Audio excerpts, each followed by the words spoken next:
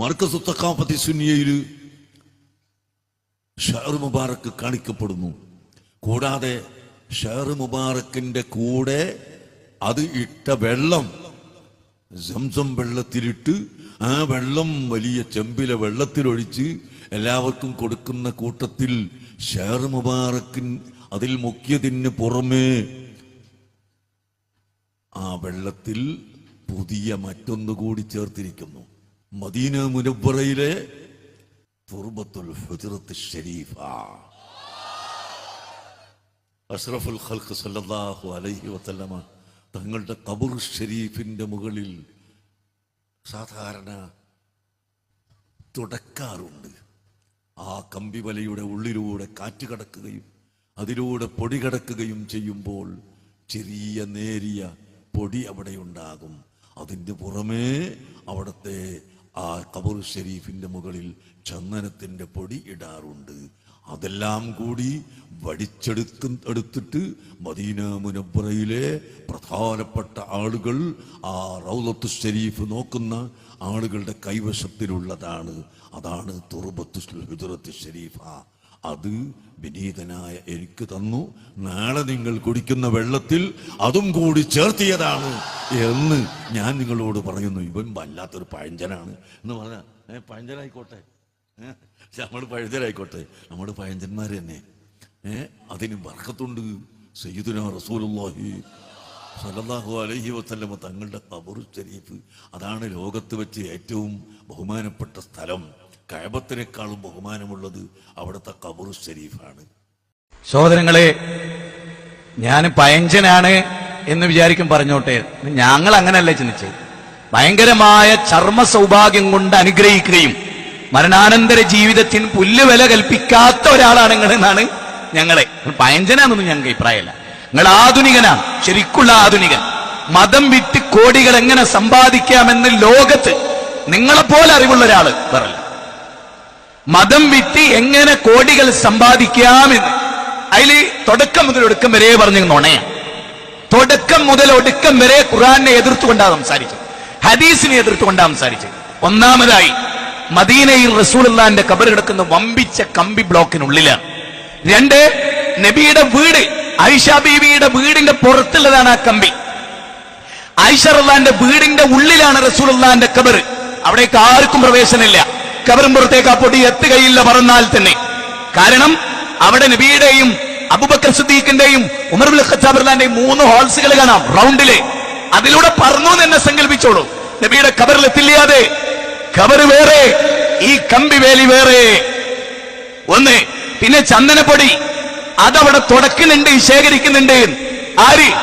ഒരു കാര്യം നിങ്ങൾ പ്രത്യേകം ശ്രദ്ധിച്ചു, ഉസ്താദ് ശരിക്കും ശ്രദ്ധിച്ചു. അത് ഈ വിനീതനായ എനിക്ക് തന്നിട്ടുണ്ട്. ആരാണ് അത് തന്നത്? കാന്തപുരത്തിന് ഞങ്ങൾ കൊടുത്തു എന്ന് പറയാൻ മറുഭാഗത്തൊരാൾ വേണല്ലോ. അതാരാണ്? കാന്തപുരത്തെ പോലെ ഒരു പക്ക ശിർക്കിന്റെ പ്രചാരകന് ഈ പൊടി ആര് കൊടുത്തു? ഞാൻ നിങ്ങൾക്ക് പറഞ്ഞുതരാം. ബോംബെ നിന്നാണല്ലോ മുടി കൊണ്ടുവന്ന്. ബോംബെ കുറെ പൊടിയുണ്ട്. പക്ഷെ ആ പൊടിയുടെ പേര് ചന്ദനപ്പൊടി എന്നല്ല, പെത്തഡിൻ, അശീഷ്, ബ്രൗൺ ഷുഗർ, അതുപോലെപ്പെട്ട കുറച്ച് കാര്യങ്ങൾ. അതാകാനേ തരുള്ളൂ. നുണയനാണ് ഇയാള്, വഞ്ചകനാണ്. ഇത് തെളിയിക്കാൻ അയാളെ വെല്ലുവിളിക്കുന്നു. ആര് തന്നോ? അതയാളെ ബോധപൂർവം പറഞ്ഞില്ല. എന്നിട്ടോ പരിശുദ്ധ കഅബയേക്കാൾ പിന്നെ പുണ്യകരമാണ് ആര് പറഞ്ഞു? ഏത് ഹദീസിൽ? മദീനക്ക് പ്രത്യേകത ഉണ്ട്, മദീനക്ക് പുണ്യുണ്ട്.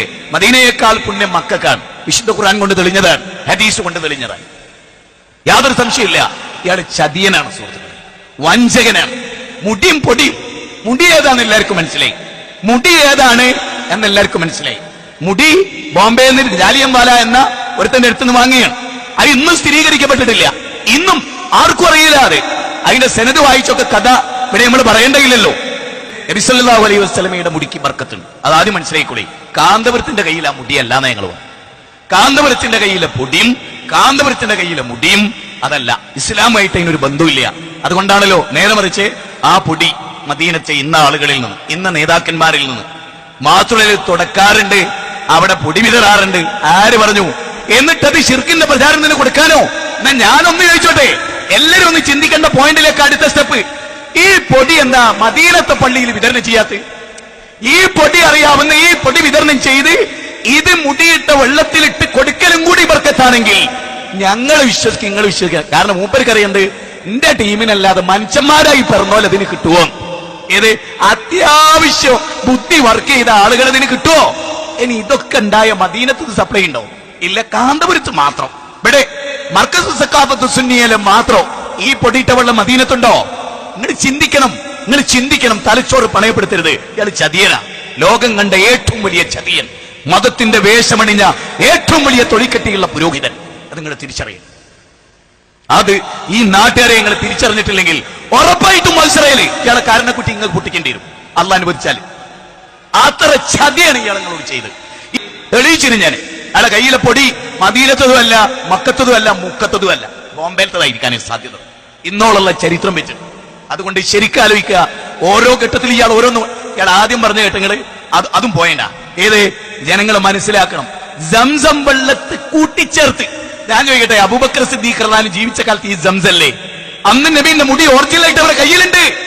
കാന്തപുരം പറഞ്ഞ വാക്കല്ല അബൂബക്കർ സിദ്ദീഖ്. അബൂബക്കർ സിദ്ദീഖ് 2 കൊല്ലവും 3 മാസവും 10 ദിവസവും ഇസ്ലാമിന്റെ ഖിലാഫത്ത് ഏറ്റെടുത്തു. ഞാൻ ചോദിക്കുന്നു നിങ്ങളോട്, അന്ന് നബിയുടെ മുടിയുണ്ട്, അന്നും സംസം വെള്ളമുണ്ട്.